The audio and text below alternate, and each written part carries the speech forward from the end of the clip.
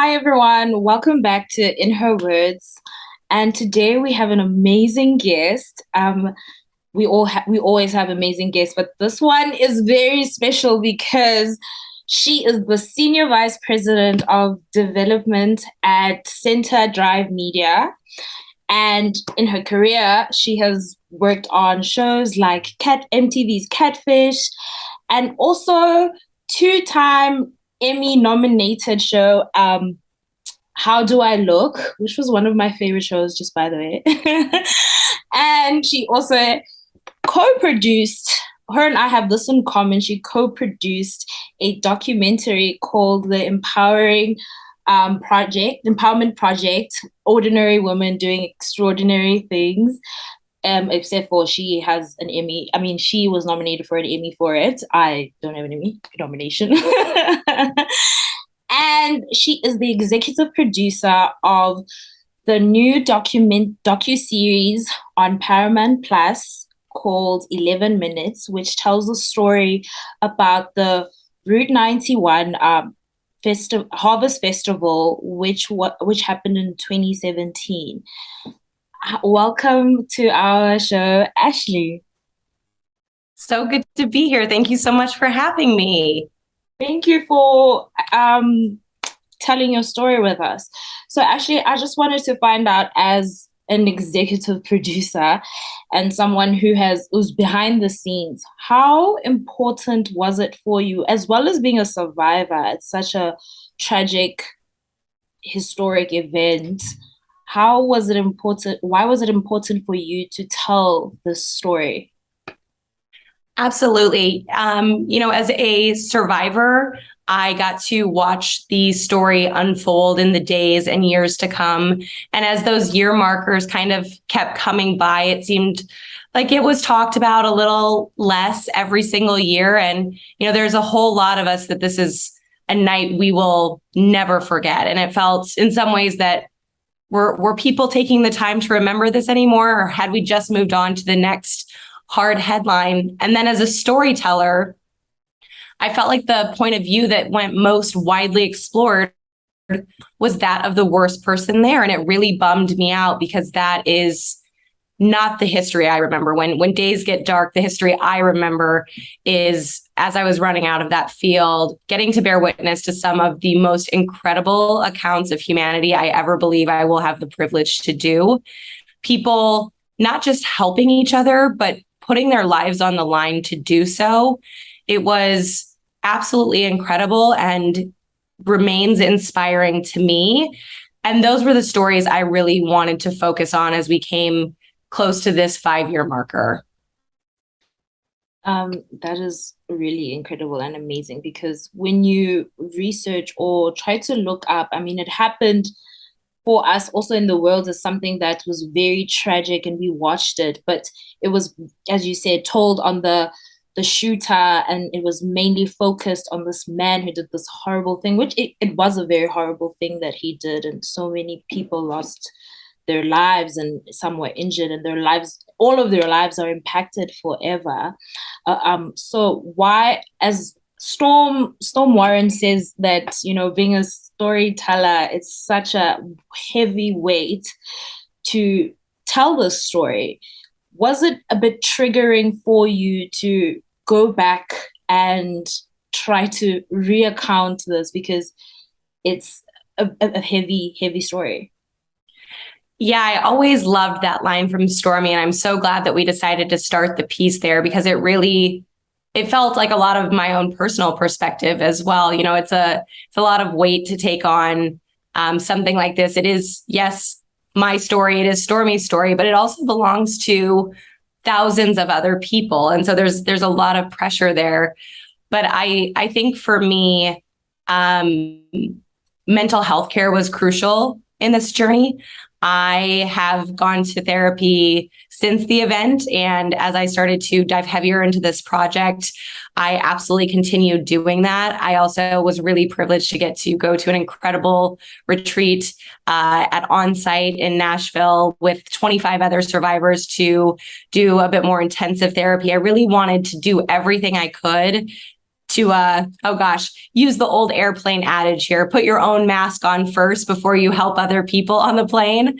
And just felt like if I was going to try to be a leader who helped encourage and provide a safe space for other individuals to share their story, that I needed to really make sure I was continuing to do the work on myself. It's heavy material, and I've sat with it for a long time now, and it doesn't really get easier. Those sounds, those scenes, they're very raw and very real, and they're very personal to all of us that were there. As a viewer, viewers get to take it in for the first time.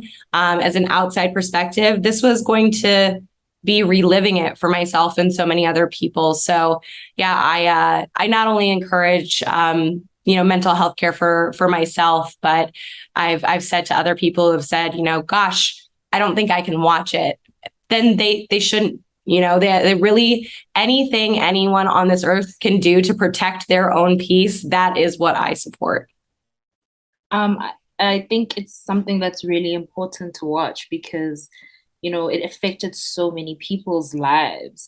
And the main part of the story is how humanity came together to help each other.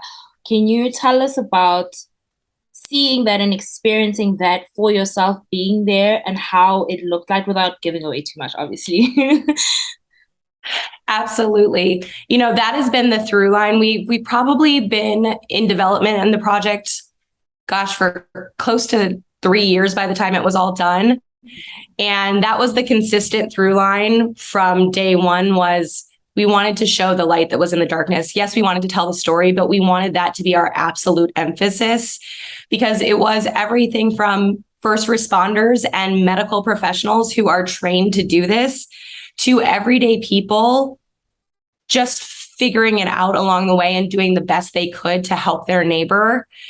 And for me personally, as we ran out of that field, people were in shock. We tried to pick people up and say, we've got to go. And so you would have a little crew of people that you were running with. But for us, we were truly blessed. As we ran down the strip, we took refuge in a hotel lobby for a brief moment. My legs were really banged up from falling on the ground, and they said there was medical attention inside. And we were there for all of 5 minutes before someone dropped something on the ground. It made a loud noise, and they yelled, "Shooter, shooter," again. There was a lot of rumors that there was multiple shooters in multiple places because so many people were running around and running into hotels with injuries.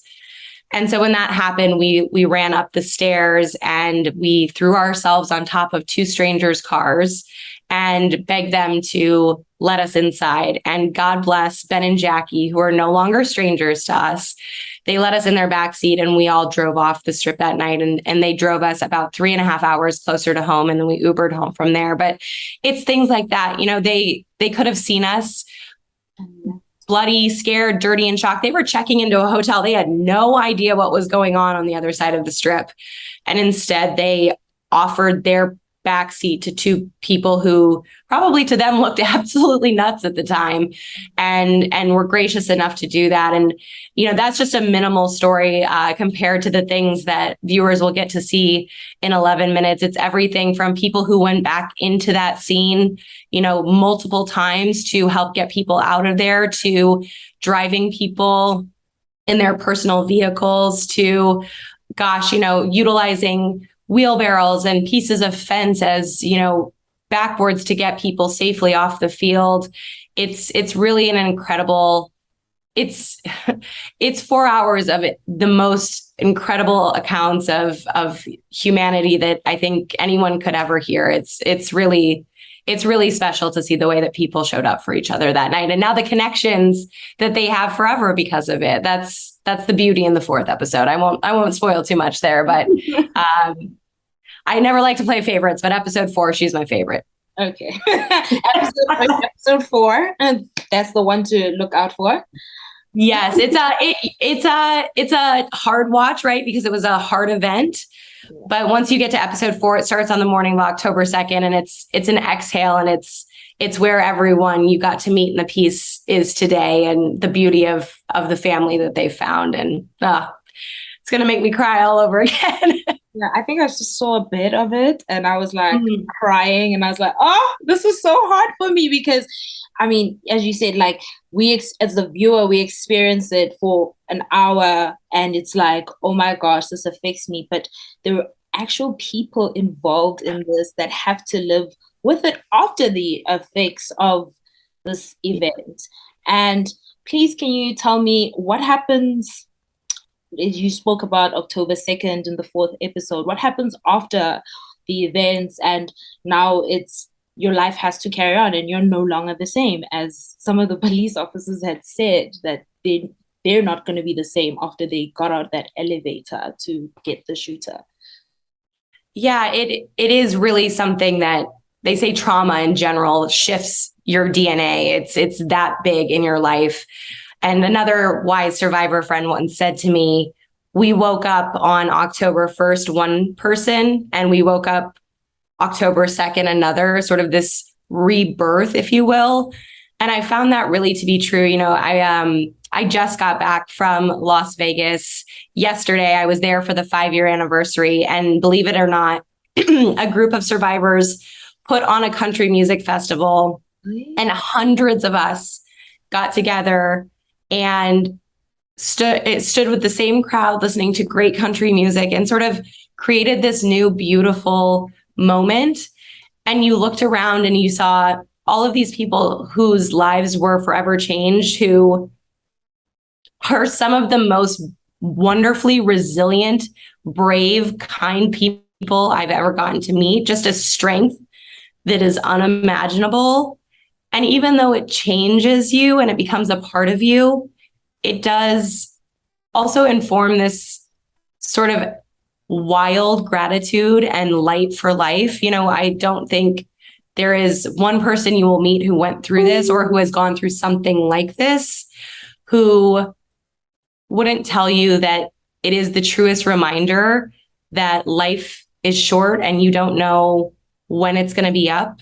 So to truly go out there and live and live a big life, live a kind life, but to stand amongst not just survivors this past weekend, but also family members who lost someone.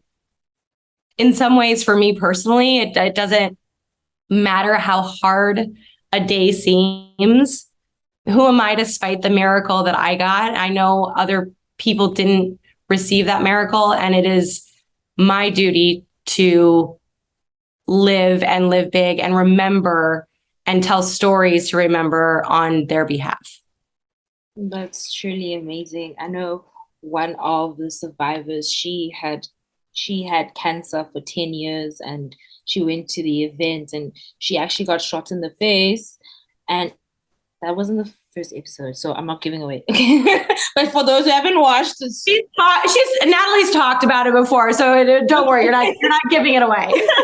And she spoke about she's been through cancer for 10 years, so that gave her the adrenaline and the rush to that she's not going to die. And I think that is such an incredible story to tell as someone who was celebrating surviving this disease for a 10-year period.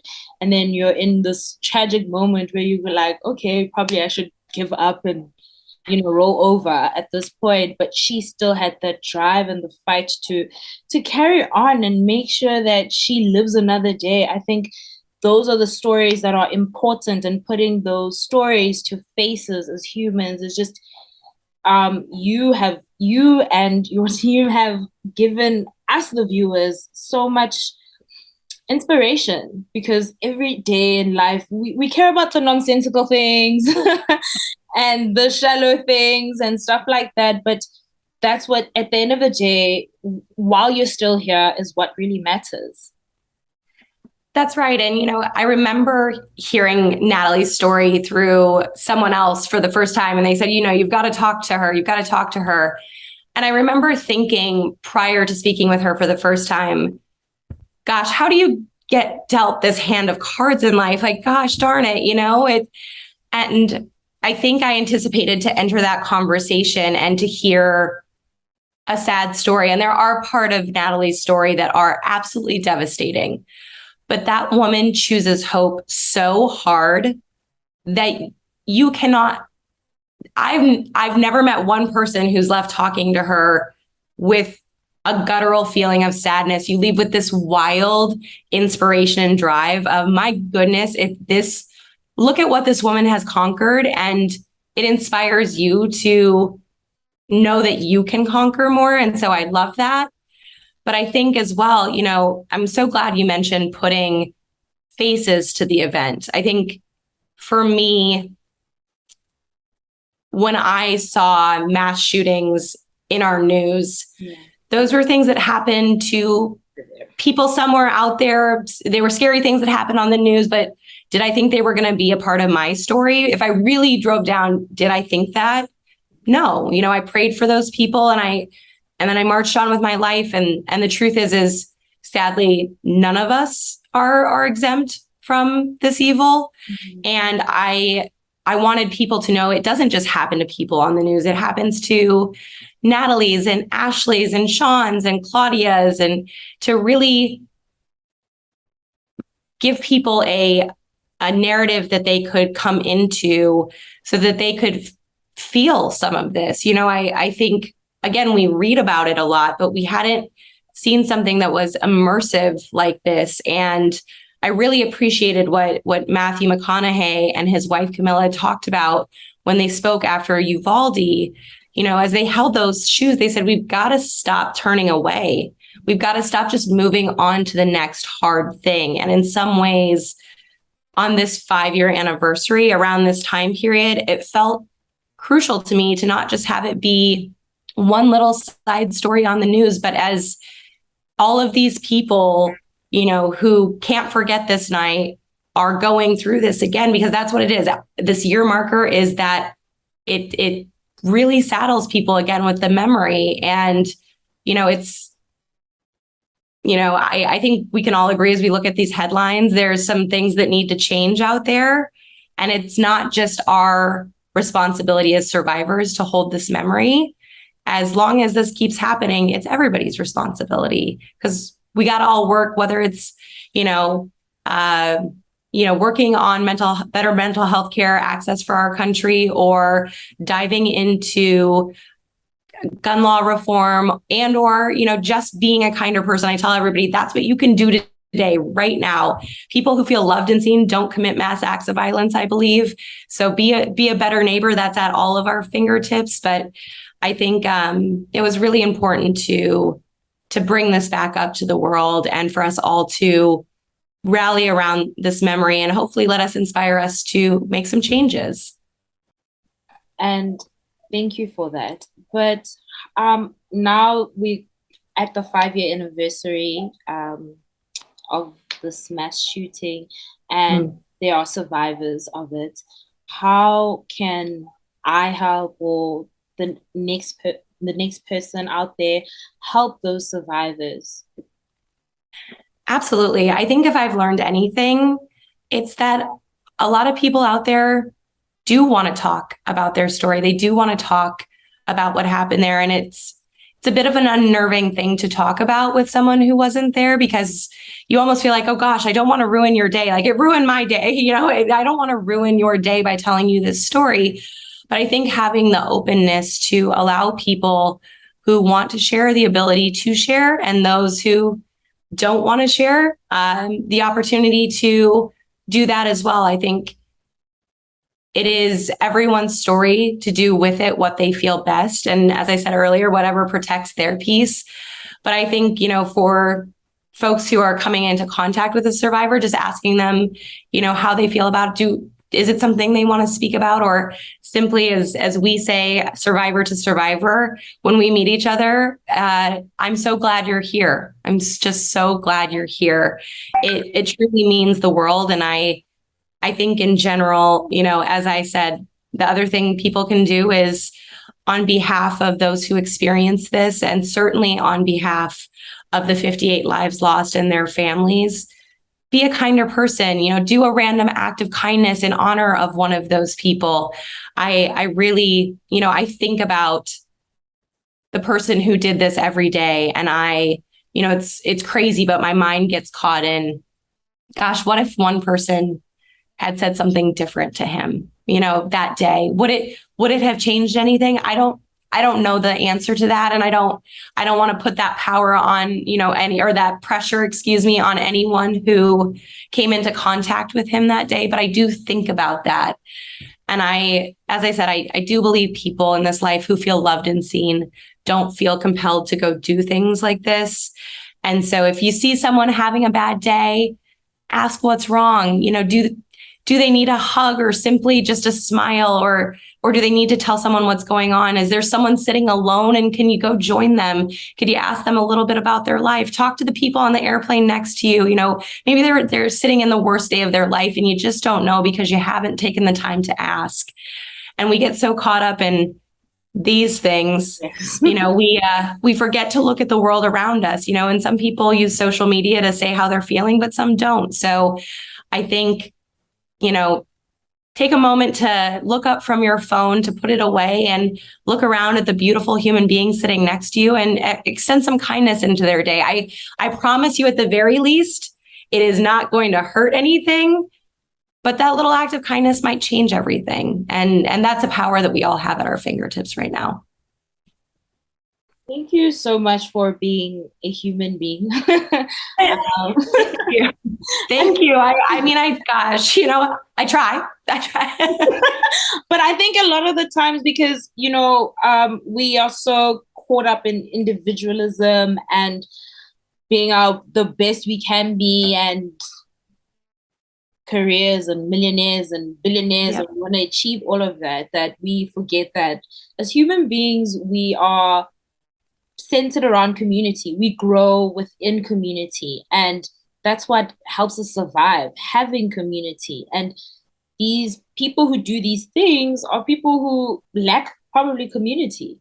And you have shed light on 11 minutes about community, because this is a story about essentially community and how community comes together for humanity and make sure that we're all good, even though we're not even in the best places ourselves, And I think that is the most admirable thing you have done and the team have done with this documentary. As hard as it is and as painful and as triggering, I think that it's important to tell the stories of Natalie, Jonathan, you, Stormy. Like, it's important because we need to realize that community is what helps us as humanity. Absolutely. And selfishly for me as a producer, I got to know all of these incredible human beings through this. I bet, over the last 3-4 years, I've gotten the opportunity to hear between 500 and 1,000 people's stories and to get to meet them and connect with them. And, it's an incredible community who really, really shows up for each other. And I feel so blessed to be a part of it. And selfishly, this project got me to dive into that in an even bigger way. And it's been one of the greatest gifts to my life. And I know that for so many of the folks that we spoke to, it's been a, important part of their life as well. They've made connections and family members and things that they didn't have before this. It's this extended family that we all got that night. So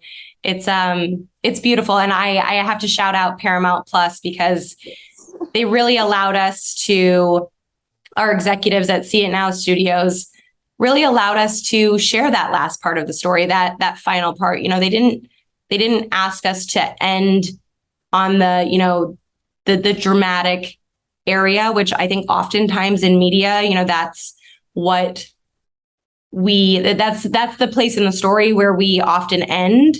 And we really got the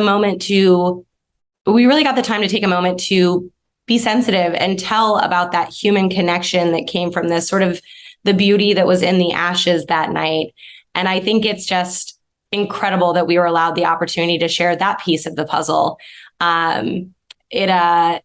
Like I said, I don't mean to pick favorites, but it's why episode 4 has my heart, because you really do get to, after 3 hours of being in this intense story, you get to take a breath and you get to see where these people are now and the community that they've gotten to, be a part of.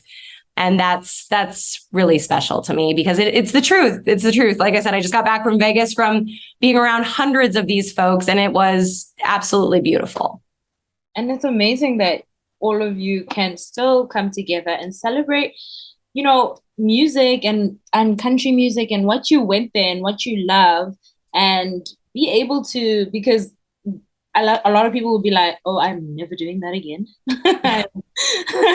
I am. There's a lot of us that thought that too. I promise you. I mean, there was a strange moment, I think, probably when a lot of us were walking into that event where you're having this weird moment of you've put on your cowboy boots and you're like, well, didn't know we were going to get this chance to do this again together. But to form a new memory like that as a group, and in some ways to take back a little bit of that moment, I won't lie, it was really empowering. And it was empowering to look around and see all of these other people who got a chance to take that step in their healing journey as well. It was incredible. And just owning it and owning your life back, because that a part of, something you enjoy and you love, and now you have that back. And I'm so happy and proud of all of you for doing that again. Thank you. Yeah, no, I am absolutely proud of all of us as well. And that's, I think, as a producer, this was available for streaming a couple of days ago, and to be there and get to hear firsthand how it is helping people with healing, how it is showing someone's spouse or family member who wasn't there a little bit about what their journey was like so that they could start a conversation, how this brought people out of a dark place they were in and reminded them that there's a community out there for them. It'll choke me up because in some ways it was like being the proudest parent watching how your baby, how this thing you worked on is doing the thing you just prayed every day it would do, because that's the why behind this. It's, if it helped just one person, it would have all been worth it. But to see and get to hear firsthand truly how it is touching so many, it was pretty special. It was pretty special. I was actually just about to ask you that how the reception be, but you've answered that now. And I think it's just a special project. I think we were so bombarded by fickle entertainment, a lot of fickle entertainment now, and there's so many stories, and this is an important story to tell, and you've done an amazing job. I can't wait to see the other episodes. I'm truly excited, even though I got choked up in the first one and I was like, oh, I can't. But I was like, I'm gonna push through and watch it.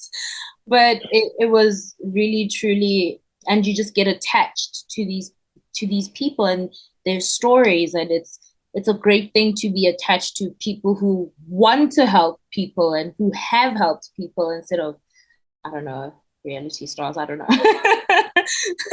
Well, it's true. And it is, and I share this with people. It's, it's a hard story because it was a hard thing to live. Right. And so, I tell people to take it at their own pace and however they need to digest it, to do that, or to take a break, or, by the way, to turn it off. If it is, it is, like I said, it is it can be a very triggering subject matter, whether you were there or you weren't there. And so tell people to take it with stride, or gosh, if you need to turn it off, come back to it later, or don't, do what's right for you.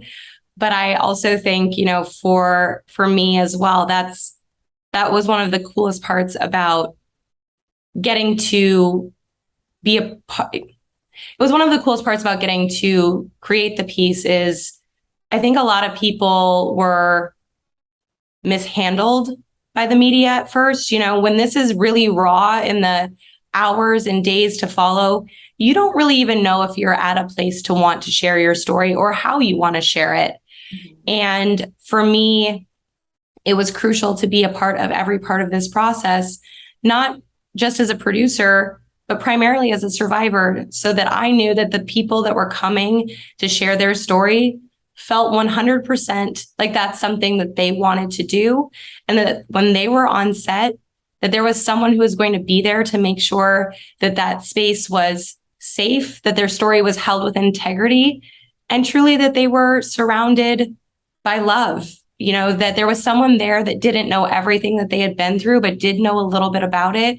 And so as these interviews were going on, do you need a break? You know, do we need to stop for a minute? Or this is why we're asking that kind of question, you know, to simply walk them through this, because I do this all day long. You know, I make TV shows, but that's not what they do. And so to be there to be a part of them sharing their journey, it felt like, I always say it's the most useful I've ever felt as a producer and as a person. It was the greatest way for my personal life and my professional life to come together.